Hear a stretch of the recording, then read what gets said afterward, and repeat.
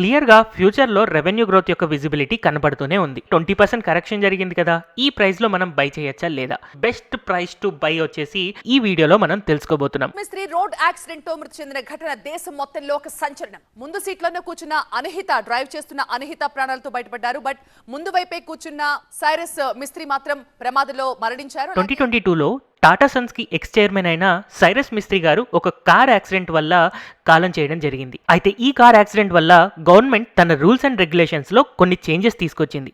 ఈ చేంజెస్ వల్ల కొన్ని కంపెనీస్ బెనిఫిట్ అవుతూ ఉన్నాయి. అందులో ఒక మల్టీ బ్యాగర్ అవ్వడానికి పాసిబిలిటీ ఉన్న స్టాక్ గురించి ఈ వీడియోలో మనం తెలుసుకోబోతున్నాం. సో ఈ వీక్ లో మీరు అబ్జర్వ్ చేస్తే ఆటో యాన్సిలరీ అండ్ అలాగే ఆటో సెక్టర్ మీద నేను కాన్సన్ట్రేట్ చేస్తూ వీడియోస్ చేస్తున్నాను. అయితే ఆల్రెడీ నేను మిడ్ క్యాప్ లెవెల్లో ఉన్న టాప్ 3 ఆటో యాన్సిలరీ స్టాక్స్ ని ఎక్స్ప్లెయిన్ చేయడం జరిగింది. అయితే స్మాల్ క్యాప్ లెవెల్లో నేను అబ్జర్వ్ చేసినప్పుడు ఆటో యాన్సిలరీ సెక్టార్లో హెవీ కాంపిటీషన్ ఉండడం వల్ల ఏ కంపెనీ కూడా ఈజీగా గ్రో అవ్వలేదు. చాలా కష్టపడి గ్రో అవ్వాల్సి వస్తుంది.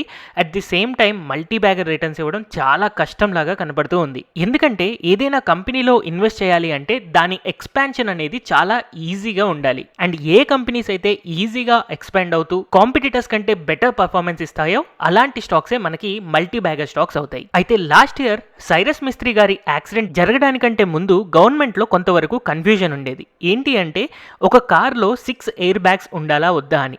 అప్పట్లో టాక్ ఎలా ఉండేది అంటే 8 సీటర్ ఉన్న కార్స్లో మాత్రమే 6 ఎయిర్ బ్యాగ్స్ ఉంటే సరిపోతుంది అని చెప్పి ఒక టాక్ ఉండేది. కానీ వన్స్ ఈ సైరస్ మిస్త్రీ గారి యాక్సిడెంట్ జరిగిన తర్వాత గవర్నమెంట్ చాలా సీరియస్ డెసిషన్ తీసుకుంది. సో నితిన్ గడ్కరీ గారు ఖచ్చితంగా 6 air bags mandatory even small cars లో కూడా ఉండాల్సిందే అని చెప్పి సైరస్ మిస్త్రీ గారి ఇన్సిడెంట్ తర్వాత డెసిషన్ తీసుకున్నారు. సో దీనివల్ల ఆటో యాన్సిలరీ సెక్టర్ లో బెనిఫిట్ అయ్యే 4 మేజర్ స్టాక్స్ ని గనక మనం అబ్జర్వ్ చేస్తే మైక్రో క్యాప్ లెవెల్లో మనకి ఆల్కలీ మెటల్స్ కనపడుతూ ఉంది. అండ్ అలాగే స్మాల్ క్యాప్ లెవెల్లో రాణి మెడ్రాస్ అండ్ మిడ్ క్యాప్ లెవెల్లో యూనోమిండా అండ్ అలాగే బాష్ స్టాక్స్ మనకు కనపడుతూ ఉన్నాయి. సో ఈ 4 స్టాక్స్లో ఒక స్టాక్ చాలా హెవీగా పెరగడానికి పాసిబిలిటీ కనపడుతుంది.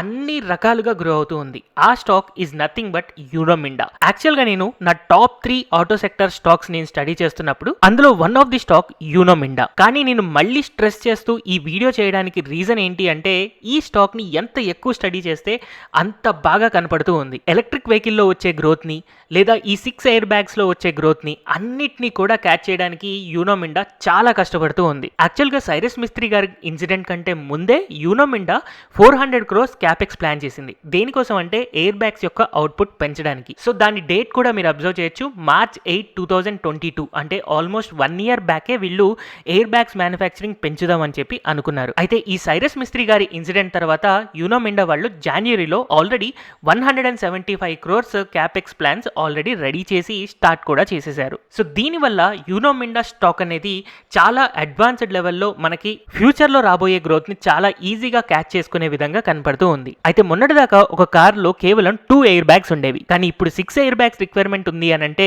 ఎయిర్ బ్యాగ్ ఇండస్ట్రీలో 3x గ్రోత్ మనకి చాలా ఫాస్ట్గా కనపడుతూ ఉంది కదా.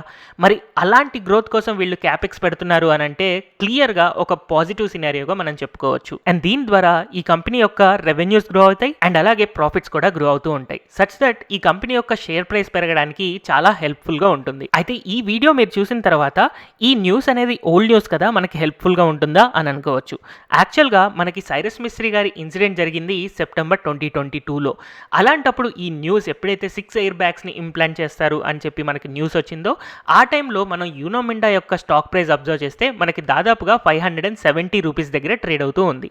బట్ యాజ్ ఆన్ డేట్ మనం అబ్జర్వ్ చేస్తే ఆ స్టాక్ ప్రైస్ 480 దగ్గర ట్రేడ్ అవుతుంది. అంటే దాదాపుగా 20% కరెక్షన్ అనేది మనకి జరిగినట్టుగా కనపడుతూ ఉంది. అయితే మరి 20% కరెక్షన్ జరిగింది కదా, ఈ ప్రైస్ లో మనం బై చేయొచ్చా లేదా? అది తెలుసుకోవడానికి ముందు ఒకసారి ఈ కంపెనీ యొక్క పాజిటివ్స్ అండ్ నెగిటివ్స్ ని అబ్జర్వ్ చేద్దాం.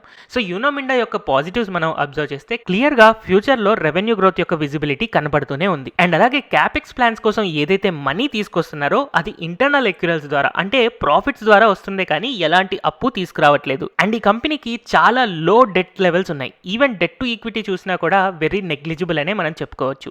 అండ్ ఈ కంపెనీ కన్సిస్టెంట్గా డివిడెండ్ కూడా పే చేస్తూ ఉంది. సో ఇలా ఈ కంపెనీకి పాజిటివ్స్ ఉంటే నెగిటివ్స్ మనం అబ్జర్వ్ చేసినప్పుడు ఈ కంపెనీకి ఇప్పటిదాకా ఉన్న ఫండమెంటల్స్ మనం అబ్జర్వ్ చేస్తే దీని యొక్క ఆపరేటింగ్ ప్రాఫిట్ మార్జిన్ అనేది జస్ట్ 11% ఉంది. కానీ ఫ్యూచర్లో పెరగడానికి చాలా ఎక్కువ ఆస్కారం ఉంది. బట్ పాస్ట్ అనేది యావరేజ్గా ఉందనే మనం అర్థం చేసుకోవచ్చు. అండ్ నెక్స్ట్ ఈ కంపెనీ యొక్క రిటర్న్ ఆన్ ఈక్విటీ కూడా యావరేజ్గా అరౌండ్ 14% కనబడుతుంది. బట్ ఒక కంపెనీలో మనం ఇన్వెస్ట్ చేయాలి అంటే return on equity greater than 20% ఉంటేనే మనకు అది బెస్ట్ కంపెనీ అని అనుకోవచ్చు. అయితే దీని రిటర్న్ ఆన్ ఈక్విటీ 14% ఉంది కాబట్టి యాజ్ ఆన్ డేట్ ఇది యావరేజ్ కంపెనీయే. బట్ ఫ్యూచర్లో యావరేజ్ నుంచి బెస్ట్ అవ్వడానికి పాసిబిలిటీ కనపడుతున్న స్టాక్. అండ్ ఫైనల్గా ఈ కంపెనీ యొక్క క్యాష్ ఫ్లో అనేది యాజ్ ఆన్ డేట్ నెగిటివ్లో కనపడుతుంది. So free cash flow negative ఉండడానికి మేజర్ రీజన్ ఏంటి అంటే ఇక్కడ వీళ్ళు ఎక్కువ క్యాపెక్స్ ప్రాఫిట్స్ నుంచి తీసుకొచ్చి పెట్టడం వల్ల ఫ్రీ క్యాష్ ఫ్లో అనేది నెగిటివ్ కనపడుతూ ఉంది. కానీ ఫర్దర్గా నెక్స్ట్ ఇయర్స్లో అబ్జర్వ్ చేస్తే ఈ ఫ్రీ క్యాష్ ఫ్లో అనేది పాజిటివ్కి కన్వర్ట్ అవ్వడానికి ఛాన్సెస్ ఎక్కువగా ఉన్నాయి. సో ఇలా పాజిటివ్స్ అండ్ నెగిటివ్స్ అబ్జర్వ్ చేసినప్పుడు నాకు పాజిటివ్సే ఎక్కువ డామినెంట్గా కనిపించడం వల్ల ఇది వన్ ఆఫ్ ది బెస్ట్ పిక్గా నాకు కనపడుతూ ఉంది. అండ్ ఈ స్టాక్ని నేను బై చేయడానికి ఏ లెవెల్ బెస్ట్ లెవెల్ అని నా ఎక్స్పెక్టేషన్ అని అంటే నేను చేసిన ఫండమెంటల్ అనాలిసిస్ త్రూ పీబైఈ కానీ ప్రైస్ టు బుక్ వాల్యూ కానీ ఇలాంటి యావరేజ్ వాల్యూస్ నుంచి నేను ఫైండ్ అవుట్ చేసినప్పుడు బెస్ట్ ప్రైస్ టు బై వచ్చేసి అరౌండ్ 425 రూపీస్ కనుక మనకి ఇది అవైలబుల్లో ఉంటే ఆ లెవెల్ అంటే 425 లెవెల్ కానీ దానికంటే కింద కానీ మనం బై చేసుకుంటే యూనో మిండా నుంచి మనం బెస్ట్ రిటర్న్స్ని ఎక్స్పెక్ట్ చేయొచ్చు. సో ఈ స్టాక్ని బై ఇన్ డిప్స్ కాన్సెప్ట్లో యావరేజ్ చేసుకుంటూ మనం బై చేసుకుంటూ ఉండడం ద్వారా ఈ స్టాక్ నుంచి మల్టీ బ్యాగర్ రిటర్న్స్ మనం ఎంజాయ్ చేయొచ్చు. సో ఇలా నేను యూనో మిండా గురించి స్టడీ చేసినప్పుడు ఎలక్ట్రిక్ వెహికల్స్ యొక్క గ్రోత్లో అండ్ అలాగే ఎయిర్ బ్యాగ్స్ యొక్క గ్రోత్లో కూడా ఈ స్టాక్ చాలా మంచి గ్రోత్ విజిబిలిటీని చూపిస్తూ ఉంది. బట్ ఎనీహౌ మీరు ఈ స్టాక్లో ఇన్వెస్ట్ చేయాలి అని అనుకుంటే మీ ఓన్ అనాలిసిస్ చేసిన తర్వాత లేదా మీ ఫినాన్షియల్ అడ్వైజర్ని కన్సల్ట్ చేసిన తర్వాత మాత్రమే ఇన్వెస్ట్ చేయండి. హోప్ ఈ వీడియో ద్వారా మీకు మంచి ఇన్ఫర్మేషన్ దొరికింది అని అనుకుంటున్నాను. Thank you everyone for watching this video.